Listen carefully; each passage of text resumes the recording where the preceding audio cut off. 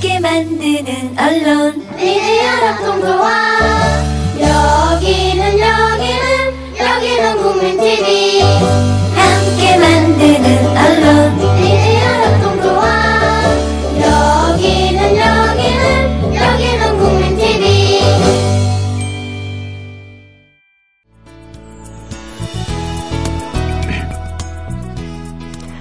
안녕하세요. 노혜경의 그 옆새 그리고 옆으로 세웠다.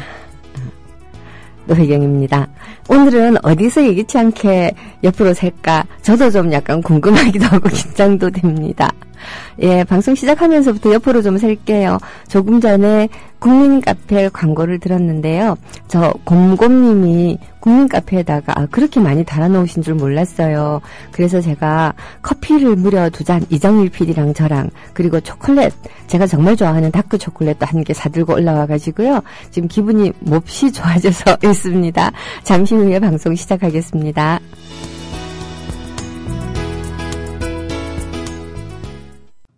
주 기자님, 지난 주말에 콘도 다녀왔는데 진짜 좋았대. 주 기자님은 콘도 회원권도 갖고 있나 봐요? 부럽다. 이번에 회원권 114 거래소에 의뢰해서 싸게 구입했다는데? 콘도 회원권은 비싸지 않아요? 회원권인데? 근데 이 콘도 회원권이라고 다 비싼 게 아닌가 봐. 회원권 114에 알아보니까 종류도 많고 다양한 상품들 엄청 많던데? 그러면 우리도 봄 여행 한번 알아볼까요? 콘도는 회원권 114에서 구입하고요. 02-544-6114번 02-544-6114번 회원권 114는 인터넷과 모바일 앱에서도 검색할 수 있습니다. 콘도 회원권 거래는 회원권 114 02-544-6114번으로 바로 전화해보세요. 지상철 조합원 신청 광고입니다.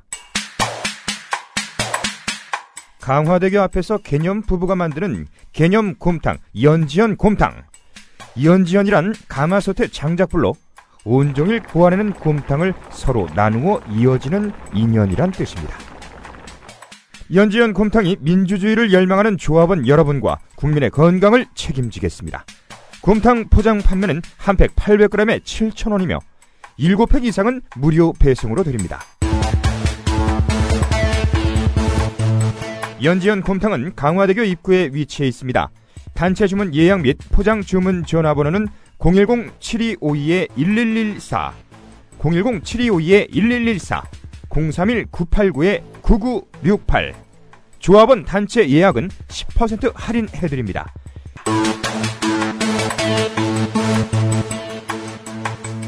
포장 판매 금액의 10%는 국민TV 후원금으로 쓰입니다.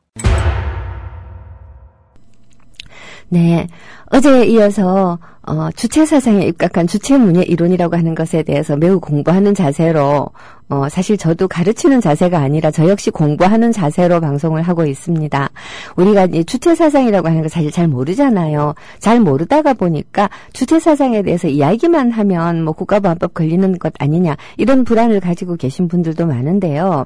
어제 말씀드렸다시피 주체사상이 외형상 참 그럴싸한 이야기로 시작을 합니다. 예, 사람이 모든 것을 주인이고 사람이 모든 것을 결정한다.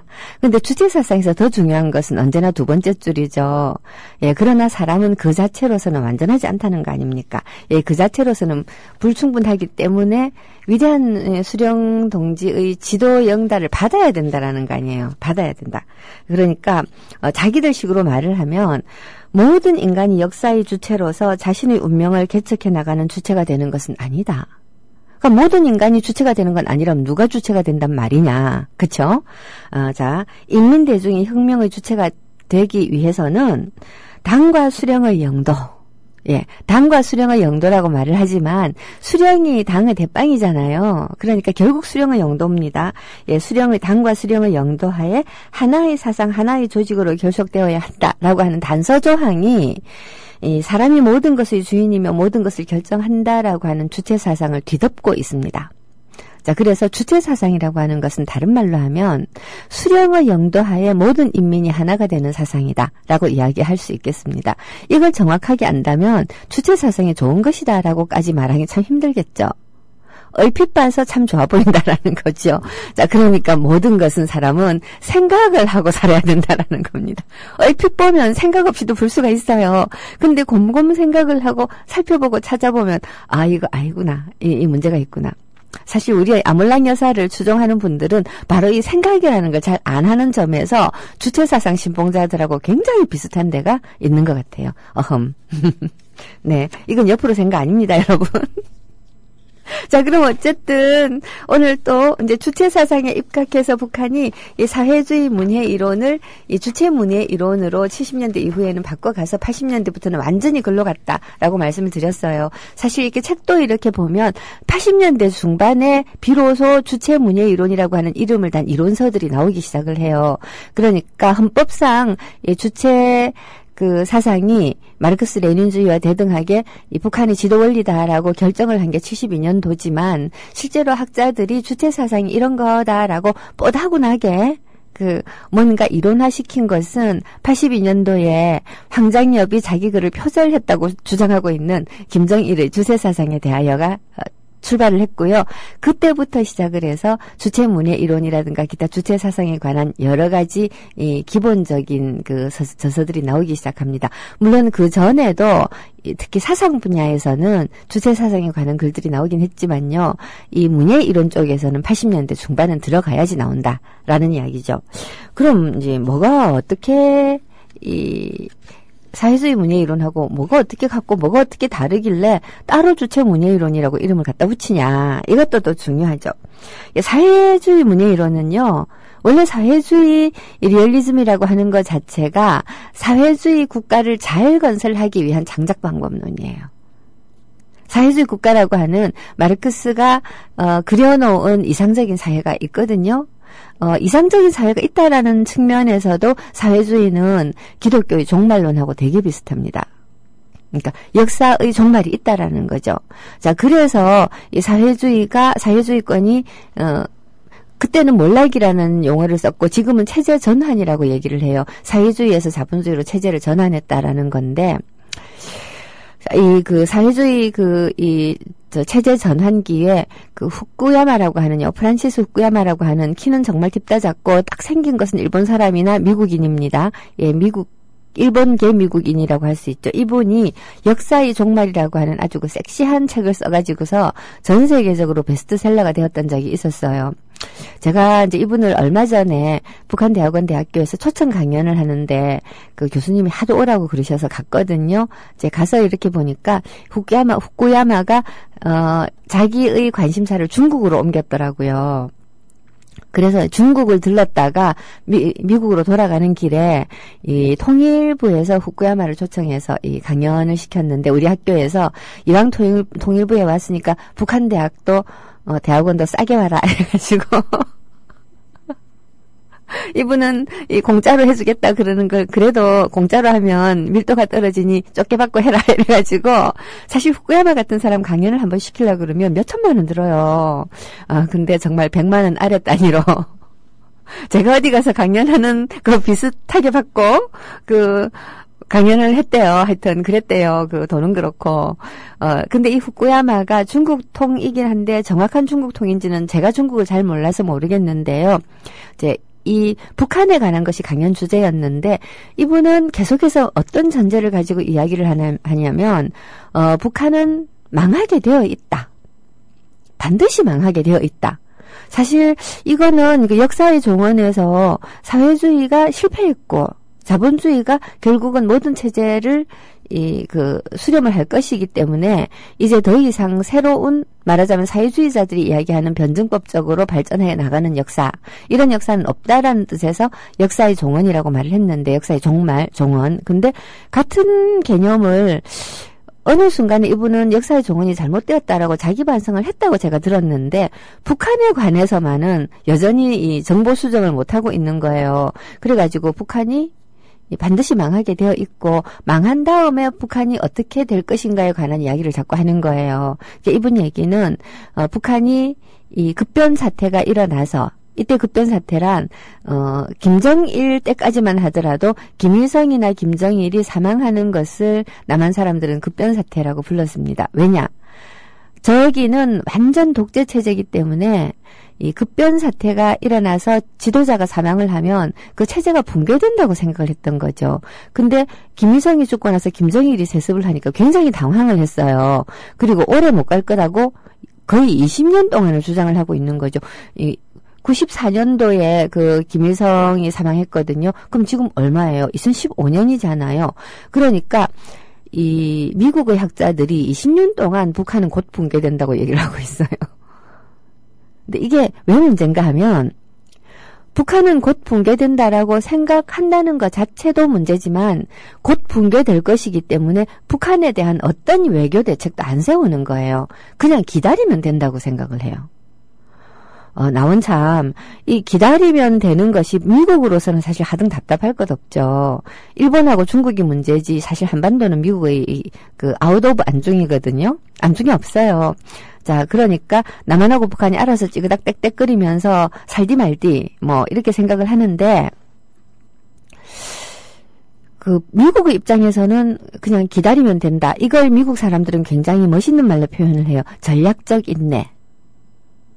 전략적 인내라는 말을 요즘 유행하는 말로 풀면 아무것도 하지 않는다. 지금까지도 아무것도 하지 않았지만 앞으로도 더욱더 아무것도 하지 않고 싶다.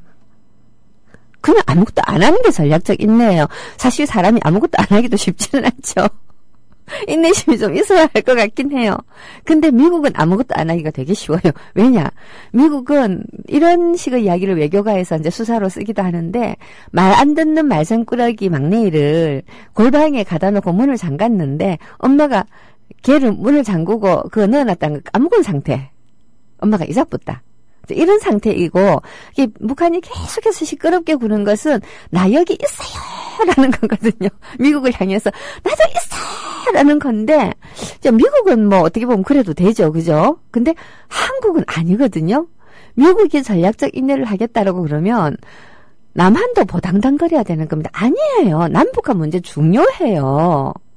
이 북한 문제 중요해요. 남한과 북한 사이의 평화 기조 우리한테 너무너무 중요해 하고 우리도 방방 뛰어야 되는데 아니 이명박 때부터 우리 정부는 우리도 전략적 인내를 한다는 거예요. 제정신이냐 진짜. 막 그런 생각이 막 들죠 저는. 여튼 역사에 정말로 옆으로 그러고 보니까 샜습니다 이거. 이건 세려고 한 건 아니고 어쨌든 뭐 비슷한 북한 이야기입니다. 근데 사회주의 그 문예 정책이나 문예 이론의 목표는 사회주의가 종말에 도달할 것이라고 기대하는 어떤 이상주의 유토피아적 사회가 있잖아요. 그 사회로 나아가는 게 그게 말하자면 목표죠. 목표인데 그래서 사회주의 문예 이론은요. 현실을 굉장하게 중요하게 생각합니다. 현실. 지금 현실 그 자체를 어떻게 재현할 것인가. 이 사회주의 리얼리즘에서는 이 재현이라는 단어가 되게 중요해요. 재현을 영어로 리프리젠테이션을 그 번역을 한 건데요. 그 사회주의 문예이론에서 보면 재현 또 반영, 요새는 생산 이런 말 많이 써요. 현실을 재현할 것이냐, 반영할 것이냐, 생산할 것이냐. 조금 다른 이야기거든요. 현실의 토대를 두고 있는데 재현을 한다라고 하는 것은 리프리젠테이션인데 펼쳐져 있는 현상을 내가 다시 적는 건데 다시 적다가 보면 재해석이 돼요. 그러니까 작가의 가치관과 세계관이 녹아 들어가 있는 현실의 기술을 보통 우리가 재현이라고 부르고요. 반영이라고 하는 것은 작가의 기술 속에 사회가 반영되어 있다라는 뜻으로 문학이라고 하는 것은 사회를 반영한다라고 말을 할 때 문학 반영 이론 뭐 이런 얘기들을 많이 쓰거든요. 그다음에 생산이라고 하는 것은 이 작가가 재현하고 있는 현실은 현실 그 자체가 아니고 작가의 마음속에서 새로 체험되고 새로 해석된 것이니까 자 그러한 행위 자체는 사실은 생산이다 일종의. 이제 이런 식으로 해서 아주 적극적으로 그 작가의 이 쪽에다가 힘을 좀 실어주는 그런 이론이라고 할 수 있고 일종의 그 이 문학 사회학 이론 가운데서는 뒤에 나온 이론이라고 할 수가 있겠어요. 이 되게 잘난 척했는데 진짜 전문가가 들으면 틀려서 하실지도 모르겠는데 반점은 틀림없이 맞아요. 그래서 이렇게 이제 현실을 굉장히 중요하게 생각하고요. 그리고 사회주의 문예예술이 또 진짜 굉장히 중요한 특성은 문학예술은 실천적이어야 된다라는 거거든요. 실천. 실천문학이라고 들어보셨죠? 전형적으로 사회주의 리얼리즘에 입각한 이 문학 활동을 펼치는 작가들이 펴내는 잡지다 또는 그 작가들이 그 작품을 싣는 잡지다라고 하는 표현을 이 실천문학이라고 하는 제목에서 바로 하는 거죠. 그래서 뭐 많은 분들은 창빈이, 문진이 이런 잡지들이 그 80년대 전두환에 의해서 탄압을 받았다라고 생각하고 되게 이렇게 좋게 보시지만 진짜 탄압받았던 거는 노동해방문학하고 실천문학이에요. 어쨌거나 문학의 실천이냐 실천의 문학이냐 이런 어떻게 보면 말장난 같은 이제 그런 그 논쟁도 굉장히 많이 하고 했어요. 제가 실천문학에 생기고 나서 첫 번째 직원으로 들어갔거든요. 지금 실천문학 사장하고 계시는 김남일 사장님이 저희 다음 직원인데 저하고 한 1년 반 내지 2년 정도의 이 차이가 있어요. 왜 그렇게 되었냐면 실천문학이라고 하는 출판사가 원래는 전예원이라고 하는 출판사에서 실천문학이라는 잡지를 펴낸 거예요.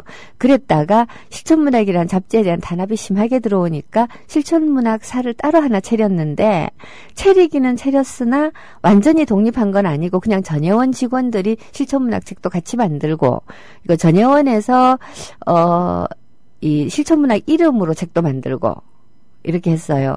제가 어느 날 그 서울에 올라왔다가 우연히 이력서를 들고 실천문학이 아닌 전예원 사장님을 찾아갔거든요. 이 전예원 사장님의 지도교수가 길에서 저를 만나 제가 되게 마음에 든다고 이 실천문학 이 전예원 사장님한테다가 추천서를 써주신 거예요. 생전 처음 본 학생한테. 물론 길에서는 조금 과장이고 친구 따라 그 선생님 되게 놀러를 갔죠. 근데 처음 본 학생이고 저는 부산대 학생이고 부산대학 출신이고 제 친구들은 서울대 출신이죠. 근데 저를 보더니 자네는 뭘 하나 그래서 대학원 다니나 그래서 아니용 그랬더니 뭘 하나 그래서 동아일보사 들어가려고 했는데 그 언론 통폐합되는 바람에 못 들어갔어요. 그래서 놀아요. 그랬더니 출판사는 어때? 그러시는 거예요. 출판사도 괜찮아요. 그러니까 내 제자가 출판사 하고 있는데 내가 추천서 써줄 테니까 한번 가봐 이러더라고요. 거기가 전예원이었어요. 제가 그렇게 굉장히 얼렁뚱땅 전예원으로 면접을 보러 갔는데 이 사장님 난처하시죠. 근데 중요한 것은 가니까 전예원 사장님은 안 계시고 실천문학 사장님만 계시는데 실천문학 사장님이 저를 면접을 하고는 무슨 생각을 하셨던지 직원도 필요하지 않은 실천문학으로 전예원이 만약에 사람을 쓸 수 없으면 직원도 필요하지 않은 실천문학으로 저를 쓰겠다는 거예요. 그래서 저는 지금 제가 어릴 때는 좀 예뻐서 그랬지 않았을까라고 생각하고 있습니다. 쪽팔려. 어쨌거나 그렇게 해서 들어간 실천문학에서 정말 사장님하고 많이 논쟁한 것이 문학은 문학의 방법으로 실천을 해야 된다라고 하는 게 저희 주장이고 이 사장님을 비롯해서 실천문학 분들은 문학은 실천의 도구여야 된다는 거죠. 말하자면 사회를 변혁시키는 도구여야 된다. 그러니까 저는 모더니스트였고 아방가르드였기 때문에 문학을 다른 것들의 도구로 삼는다는 건 도저히 용납이 안 되는 거예요. 한번 상상을 해보세요. 얼마나 웃기는 장면인지. 실천문학 한복판에 말하자면 사회주의 리얼리즘 한복판에 정말 부르주아지 모더니스트가 앉아있는 거예요. 물론 저희 생각도 거기에서 한 몇 달 일하는 사이에 굉장히 많이 변했습니다. 그리고 근본적으로 모더니즘 문학이든 아방가르드든 근본적으로 세상 사회의 변혁, 이게 정치적인 변혁이 아니든 이든 관계없이 세상의 변혁에 복무하지 않은 문학은 없다라는 거를 사실 저는 깨달았거든요. 시인들이 언제나 새로운 문학을 하고 싶어 하잖아요. 왜 새롭고 싶은가? 언어를 새롭게 만들고 싶어서인데 언어를 새롭게 만든다는 거는 굉장히 근본적인 층에서 혁명이에요. 혁명. 말이 달라지면 사람들의 행동이나 사고방식이 달라질 수밖에 없거든요. 아니 한번 보세요. 전략적 인내라고 하면 뭐 대단한 것처럼 보여서 그거를 정책이랍시고 하겠다는 거 아니에요. 근데 제가 말씀드렸다시피 아무것도 안 하는 게 어떻게 전략이 될 수가 있냐고요. 그거는 게으름뱅이도 하는 짓이거든요. 아무것도 안 하겠다. 근데 이름을 전략적 인내라고 붙여놓으니까 그게 무슨 선택 가능한 정책처럼 보이잖아요. 이렇게 이름을 붙인다라고 하는 것이 지니고 있는 힘은 굉장한 것이어서 시인들이 정말 새로운 언어, 새로운 표현, 그리고 새로운 시선 이런 걸 찾아내기 위해 싹전 고투를 하는데 이 새로움을 발견한다라는 것은 세상을 리뉴얼하는 거죠. 요즘 말로 하면 쇄신, 혁신. 어떻게 정치적이지 않은 문학이 있을 수가 있겠으며 실천이 않은 문학이 있을 수가 있겠는가. 이건 제가 실천문학 때 들어갔던 24살 때에서 무려 34년을 더 살고 난 다음에 제가 지금 내리고 있는 결론이에요. 자, 어쨌든 사회주의 문예이론이라고 하는 게 이 사회를 변화시켜야 된다. 말하자면 진보시켜야 된다. 그냥 변화가 아니고 진보시켜야 된다라는 어떤 그런 주장을 담고 있는 문예창작 이론이라는 거죠. 자, 그래서 이 사회주의 리얼리즘이라고 하는 거는 반드시 북한만의 전유물이 아니에요. 북한뿐만 아니라 사실은 러시아라든가 뭐 이런 중국이라든가 이런 이 사회주의권뿐만 아니라 그 미국을 제외한 대부분의 나라들에서 이 리얼리즘 문학은 기본적으로 이 소셜한 구석이 있어요. 리얼리즘이라고 불리는 문학들은 꼭 사회주의 리얼리즘이 아니라고 하더라도 사회의 변혁을 추구한다라고 하는 특성이 다 좀 있거든요. 왜냐하면 현실을 재현하기 위해서는 현실을 비판적으로 바라봐야 되고 현실을 비판적으로 바라보고 그 현실을 재현하는 것을 독자들이 읽으면서 이러한 현실은 잘못되었다라고 하는 분노를 함께 느끼게 되고요. 자, 그래서 발자크 같은 프랑스 소설가들을 대단한 리얼리스트라고 우리가 부르는 건 왕당파였던 발자크지만 그 발자크가 그 왕정 시대의 그 귀족들의 횡포라든가 그 수많은 문제점들에 대해서 너무나 리얼리스틱하게 그려내어서 결국 프랑스 혁명으로 가는 경로를 닦았기 때문이거든요. 제대로 된 리얼리즘 문학이라고 하는 것은 잘못된 사회 현실에 대한 독자의 그 정의감이라든가 이런 데 불을 지르는 요소가 적잖이 있게 마련입니다. 사회에 대한 비판 의식이 없는 리얼리즘은 그걸 리얼리즘이라고 불러야 되는지 제가 잘 모르겠거든요. 세상을 있는 그대로 베껴내는 문학을 가리켜서 리얼리즘이라고 부르지 않고 자연주의라고 따로 불러요. 따로 부르는 이유가 그거예요. 있는 그대로 모사하면서 어떠한 정치적, 도덕적, 형이상학적 판단도 없는 문학이 실제로는 있을 수가 없지만 있다 치고 자 그렇게 굉장히 판단이 약한 것들 있는 그대로 그냥 뺏기는 문학이라고 해서 그걸 그냥 자연주의라고 우리가 불렀는데 리얼리즘은 그 자연주의 문학에 대해서 굉장한 비판을 하고 있어요. 리얼리즘이라고 불리는 문학이라고 하는 것은 세상의 변혁에 대한 갈망이 있는 문학이라는 거죠. 이제 그런 차원에서요. 또 신경숙, 백낙정 선생이 신경숙의 웻단방을 가리켜서 리얼리즘의 새로운 경지다라고 말을 했는데 무엇이 새로운 경지인지 제가 정말 잘 모르겠거든요. 이 백낙정 선생은 한국 문학, 특히 리얼리즘 문학에 대해서 정말 굉장한 잘못을 저지르신 거예요. 하여튼 그렇습니다. 자, 이렇게 이제 문학예술이 실천적이어야 한다라고 하는 것이 리얼리즘, 사회주의 문예 이론의 아주 중요한 특징인데, 주체문예 이론은 조금 달라요.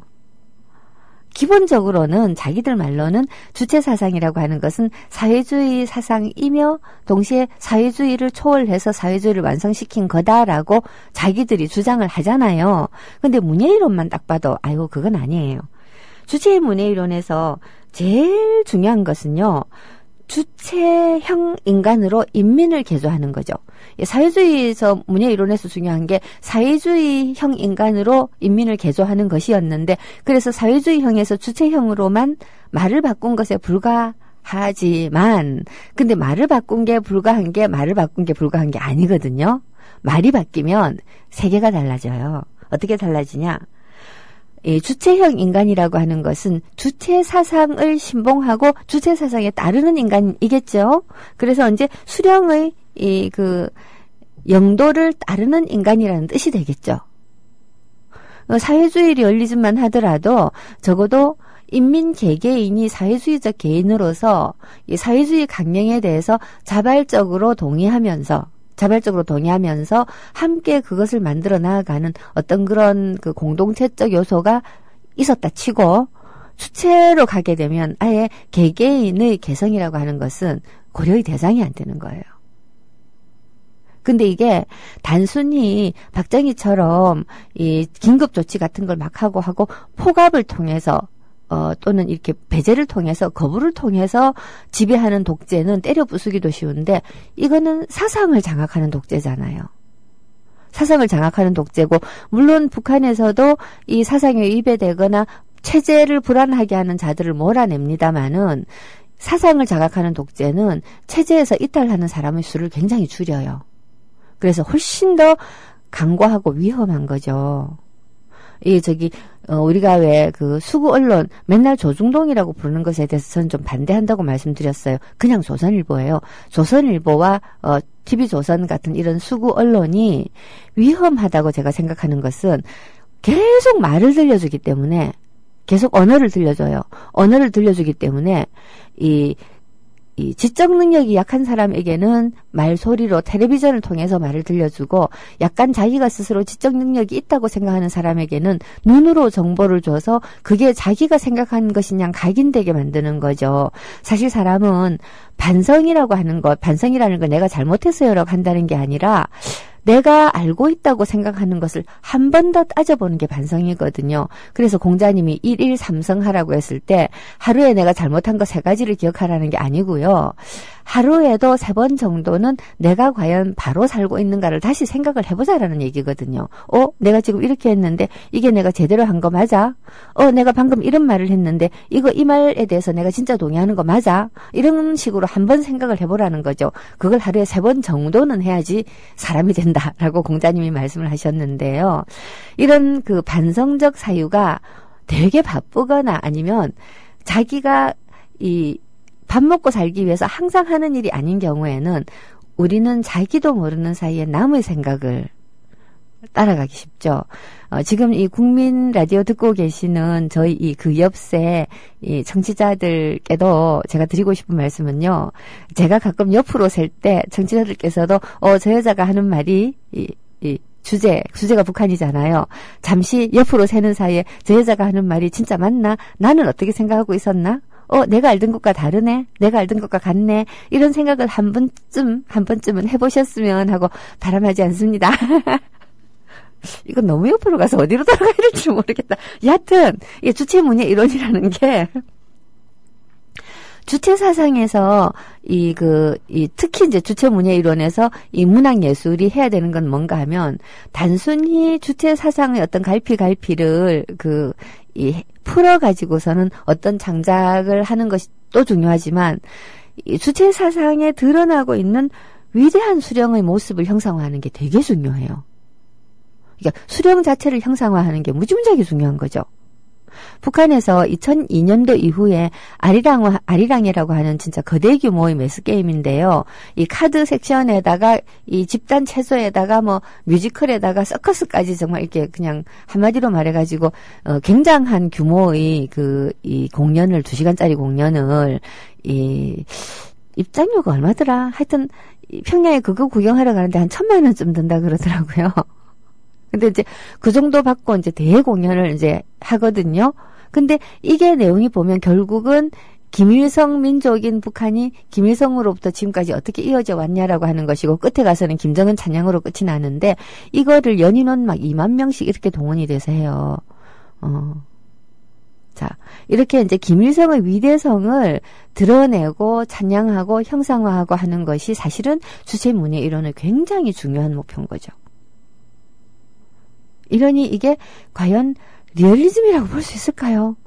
헷갈리기 시작을 해요, 저는. 자, 이 사회주의 리얼리즘론에서 주체문예 이론으로 이렇게 말만 살짝 바꾸면서, 겉보기로는 사회주의를 이어받는 것 같지만, 사실은 굉장히 내용상 변질이 되었다라고 하는 말씀을 드렸어요. 그러니까 뭐라고 할까? 북한은, 그래도 기본적으로는 사회주의 국가가 맞아요. 기본적으로 사회주의 국가가 맞다고 하는 건, 일단 사회 자체가 집단주의적으로 움직이거든요. 집단주의적으로 움직이고 어떤 개개인의 개성적 특징이나 욕망보다는, 이게 중요한 부분이죠. 개인의 욕망보다는 이 사회 전체의 이 복지라든가 아니면 그런 거 있잖아요. 하여튼 그런 걸 더 많이 추구를 해요. 사회 전체의 이익을 더 중요하게 생각하는 거죠. 그러니까 자본주의 사회가 어떻게 보면 개인의 욕망을 아주 극대화하고 그 욕망을 먹고 사는 시스템이라고 말할 수 있어요. 그러니까 저 자본주의 사회의 꽃이라고 불리는 게 사실 광고인데, 우리 국민 TV에도 광고가 많이 있고 광고를 되도록 많이 해주시면 참 감사하겠는데, 왜냐하면 우리가 자본주의 사회에 살고 있으니까요. 근데 이 자본주의의 꽃인 이 광고라고 하는 게, 국민 TV 광고라고 하는 것은 사실은 어떻게 보면 일종의 이 사회를 변화시키자 라고 하는 정의감이라고 할까요? 예, 그런 것에 대한 공감을 구하는 광고들이 제가 들어보니까 되게 많은 것 같아요.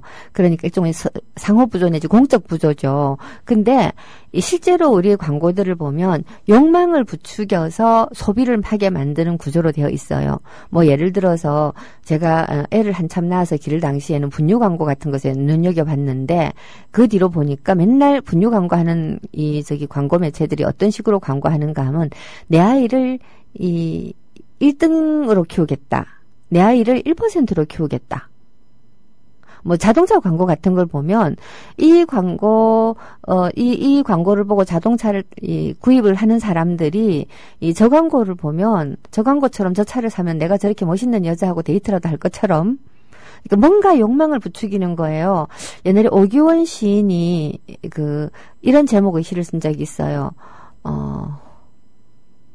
이 슈발리에 자존심이라고 하는 제목을 가진 슈발리에라고 하는 구두회사의 광고였었는데요. 이 구두회사가 이 굽높이 9cm짜리 구두를 내놨어요. 하이힐. 보통 한 6cm에서 7cm 정도 되면 하이힐이라고 부르거든요. 6cm를 넘어가면 척추에 무리가 오기 시작을 해요. 근데 요새는 12cm짜리도 신기는 하더라마는 어쨌든 9cm짜리 구두를 내어놓으면서 슈발리의 자존심이라고 제목을 붙였거든요. 그리고는 카피가 뭔가 하면 나도 때로는 주목받는 생이고 싶다. 굉장히 시적이죠? 나도 때로는 주목받는 생이고 싶다. 마음속으로 그 생각도 좀 들어요. 원래 이 오규원 시인이 향장이라고 하는 지금의 아모레 퍼시픽이죠. 아모레 퍼시픽이 태평양 화장품이었을 당시에 태평양 아모레 화장품이었을 당시에 이 향장이라고 하는 사보를 펴냈거든요.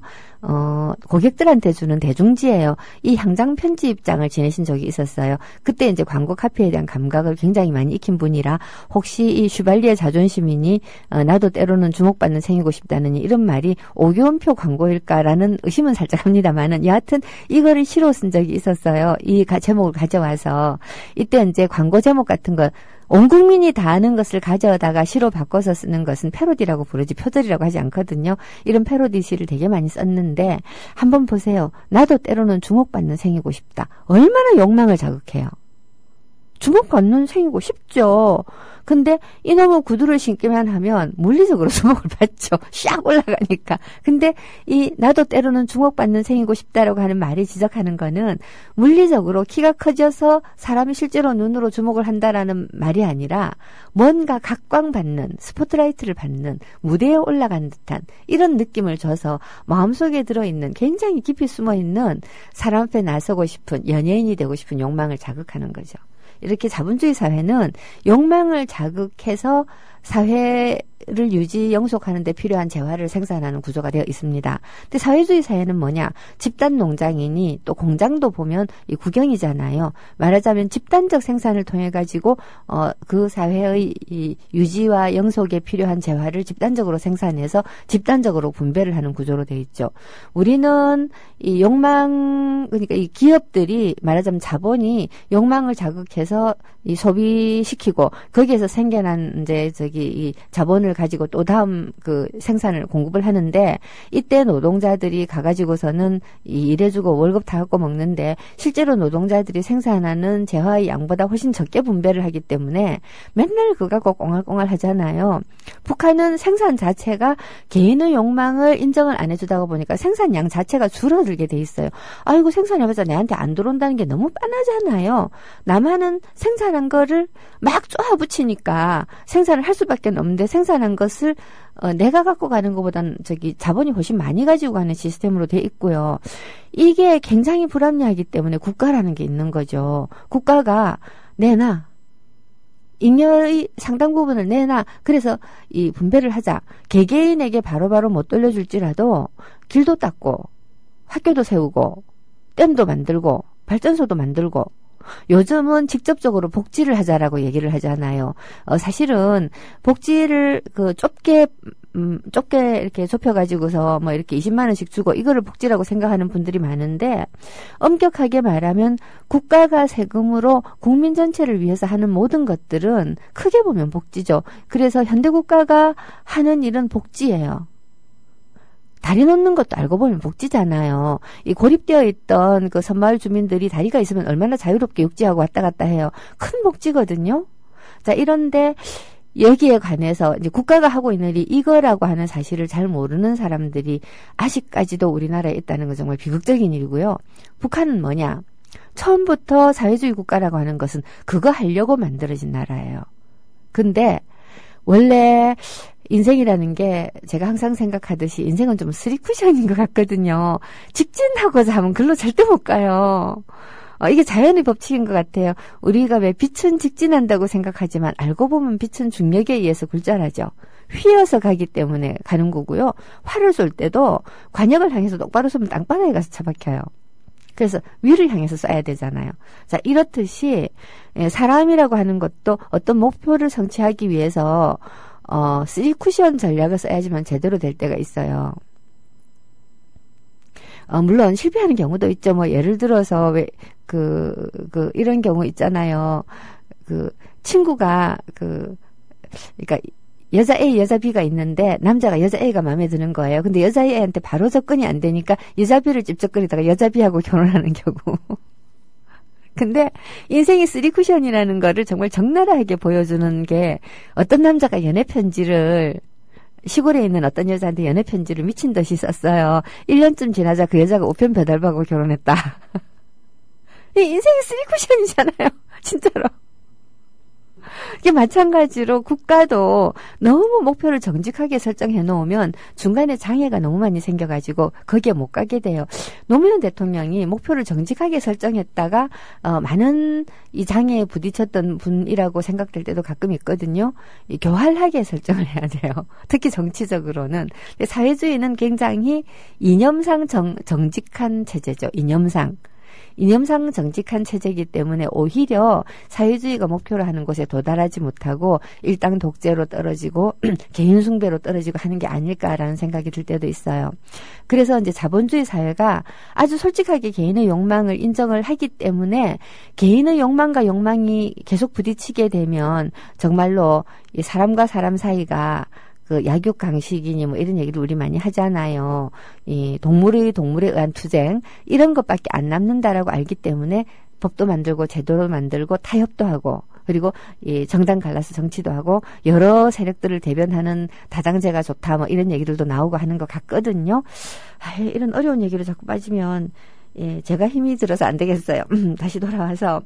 여하튼, 그래서 북한은 이 사회주의 리얼리즘 체제에서부터 주체 문예이론, 주체 리얼리즘 체제로 넘어가면서 리얼리즘의 본영에서 저쪽으로 가버렸는데, 여하튼 이거를 제대로 하기 위해서는 사실은 이념보다는 창작 방법론이 더 중요한 거죠. 이념은 정해져 있어요. 저는 이 문학하는 사람들이 되게 고통스러웠을 거라고 생각하는 이유가 문학이야말로 도구가 말밖에 없거든요. 적어도 음악가는 음이라고 하는 것도 있어요. 소리라고 하는 거는 그냥 예를 들어 첼로 같은 걸 가지고요. 이 솔만 쭉 땡겨도 굉장히 기쁨을 줘요. 여러분들 들어보시면 알겠지만 무슨 가락이 있다거나 가사가 있다거나 하지 않고 소리 그 자체만으로도 굉장한 기쁨을 주고 지금 한참 어머, 끝났나? 어영부영 하다가 끝나버린 거 아닌가 하는 생각이 순간적으로 드는데요. 마크 로스코라고 하는 미국 화가가 있거든요. 이 한가람 미술관에서 공연 전시회를 하고 있었는데 이게 6월 30일까지인지 7월 31일까지인지 기억이 안 나요. 큰일 났네. 여하튼 이 마크 로스코라고 하는 화가가 있는데 이 마크 로스코가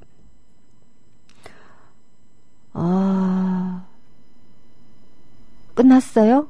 슬프다. 옛날에 제가 리움 미술관에서 할 때 한번 보고 이번에 꼭 가야지 했는데 이상하게 막 바빠서 못 갔네요. 이 마크 로스코가 그야말로 색채만을 가지고 요새는 말년에는 그림을 그렸어요. 처음에는 형태가 좀 있었는데 뒤로 갈수록 색깔뿐이에요. 굉장히 큰 캔버스에 한 가지 색 또는 두 가지 색, 많으면 한 세 가지 정도의 이 색을 네모넓적하게 그냥 쫙 그려놓는데 뭐 사진으로 볼 때는 그냥 색깔 예쁘다 정도의 느낌만 있어요. 근데 가서 보면 일단 굉장히 커요, 규모가. 그리고 그 색채가 이루 말할 수 없이 숭고해요. 뭔 얘기인가 하면 이 다른 도구, 언어가 아닌 다른 도구를 가지고 하는 예술들은 그 도구 자체가 주는 것만으로도 어떤 기쁨을 누릴 수가 있지만 언어라고 하는 것은 생활 속에서 살아 움직이는 거고 사람이 사용하는 것이기 때문에 어떤 언어도 그 언어 그 자체만으로 그 언어가 지시하는 대상과 관계를 맺지 않고서 쾌감을 주는 언어는 없어요. 예를 들어서 사랑이다. 사랑.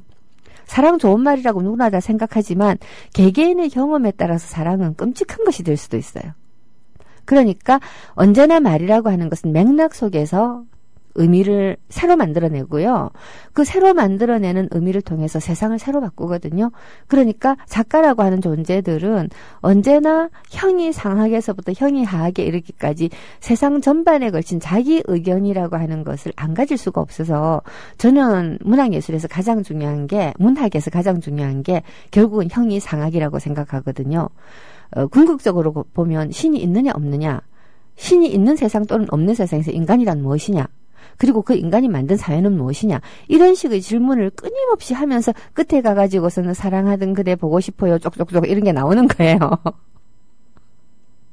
그게 없이 그냥 그게 나오는 거는 그거는 시가 아니죠. 근데 북한에서는 이미 이 형이상학을 주체사상으로 결정을 해버렸어요. 그러니까 어떤 작품을 잘 쓰는 것이라고 말을 할 수가 있겠는가라는 기준이 우리하고 다르겠죠. 이게 북한에서 창작 방법론을 중요하게 생각하는 이유예요.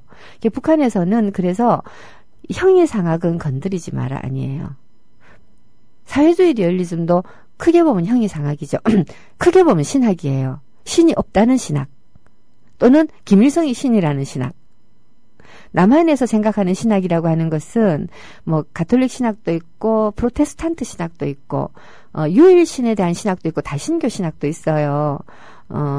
근데 북한에서는 아니죠. 북한에서는 유일한 신학. 자, 이렇게 신학은 건드리지 말라고 하면 결국은 그 신을 또는 없는 신을 어떻게 잘 표현해서 사람들을 설득할 것인가만 남게 되겠죠. 어떻게 설득할 것인가. 이게 창작 방법론이거든요. 창작 방법론은 북한의 창작 방법론 이때부터 저희 전공 과목입니다. 이게 북한의 창작 방법론을 제가 정리한 바로는 크게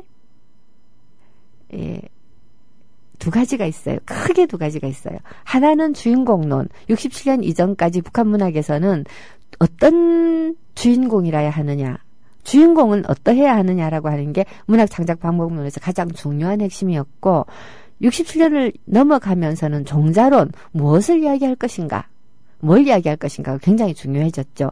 저는 이걸 굉장히 고상틱하게 고상 떤다고 이건 존재론에서 인식론으로 넘어간 거야 라고 말을 하지만 정확하게 맞진 않아요.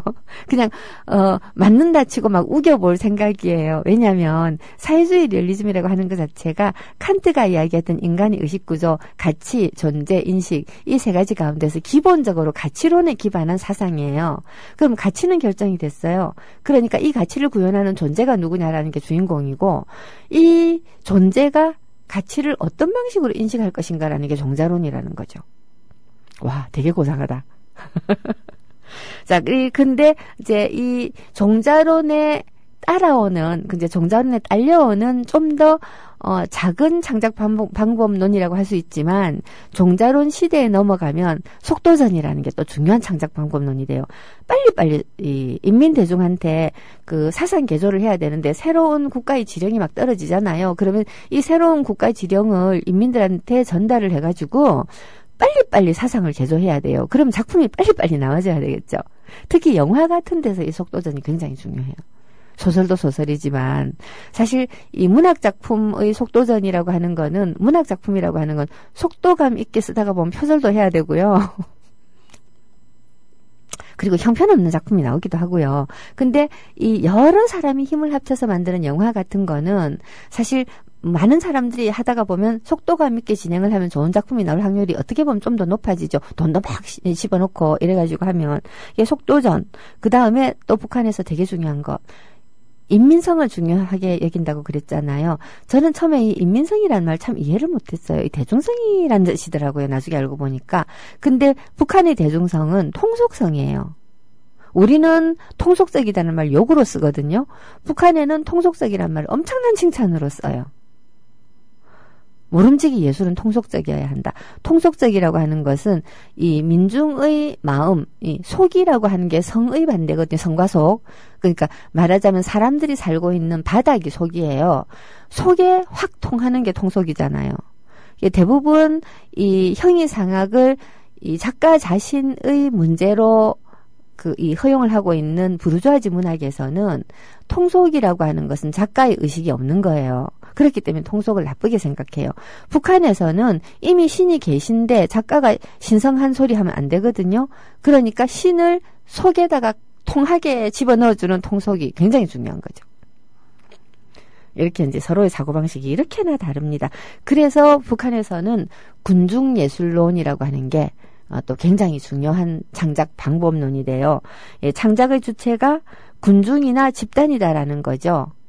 그래서 이 종자론 시대에 들어서면 속도전과 군중예술론이라고 하는 두 가지 하위 원칙 때문에 집단 창작이 유행을 해요. 집단 창작이 유행을 하고 이 심지어 왜 그 작가 이름들을 제대로 밝혀주지 않는 그런 관행도 있었다고 말씀을 드렸죠. 그리고 시도 집체시 같이 쓰는 거, 소설도 집체 창작. 물론 이 영화라든가 이 무용 공연이라든가 이런 것들은 집단 창작이 어느 정도 가능하고 지금 우리나라에서도 보면 협업을 많이 하잖아요. 감독과 배우가 함께 만들었어요. 이런 얘기들을 자랑스럽게 하기도 하고. 근데 근본적으로 혼자서 해야 되는 예술인 문학에 대해서도 집단 창작을 강요했다는 건 참으로 놀랍게 짝이 없는 일이지요. 자, 오늘은 요렇게 해서 북한의 이 웃기지도 않는 정말 저절로 표절하지 않으면 안 되게 만들어주는 이 북한의 이 창작 방법론에 관해서 설명을 해드렸습니다. 저희 전공 과목이라 계속하면 정말 수업이 되기 때문에 요 이야기는 여기까지 하고 내일부터는 또 딴소리 하겠습니다. 이제 대충 끝낼 시간이 되었는데요. 시간은 어중간하게 남고 노래를 한 곡 들을 만한 여지는 별로 없어서 우리 방송국이 잠시 보도록 하겠습니다. 대호영님께서 진도는 빠르지 않아도 되니 해당 작품 예를 들어주시면 이해가 좀 더 쉬울 것 같다고 하셨는데 무슨 얘기를 할 때 이 말씀을 하셨는지가 제가 놓쳐서 댓글 좀 달아주세요. 어떤 얘기를 할 때 이런 질문을 하셨는지요. 그리고 호수핑경님께서 나에게 너무 어려웠어요 하시는데 우야꺼. 사실 근데 어쨌든지 간에 북한을 지금 꽁으로 잡수고 계시는 거잖아요. 소화가 안 되는 거는 조금 감안하시고 좀 씹어서 들어주세요. 달콤한 농부님께서 어영부영 하다가 많이 배운다고 하셨는데요. 어영부영은 열린의당 시절에 이부영 의장님의 별명이거든요. 근데 저는 시간이 갈수록 이분 괜찮은 것 같아요. 사랑연모님, 신청곡이 있으셨는데, 제가 신청곡, 노래를 보통 2개 정도 틀기 때문에, 이 곡을 내일 들려드릴게요. 내일 안 잊어버리고 우리 이정일 PD께서 준비해 주실 거예요. 자, 이제 정말 마칠 시간이 되었습니다. 여러분 내일 뵐게요. 국민라디오 팟캐스트 응원하는 가장 쉬운 방법 아시나요? 다운로드하기, 별점 주기, 댓글 달기, 구독하기. 국민라디오 팟캐스트 널리 알리는 가장 쉬운 방법. 다운로드하기, 별점 주기, 댓글 달기, 구독하기. 기억하세요. 다운로드하기, 별점 주기, 댓글 달기, 구독하기.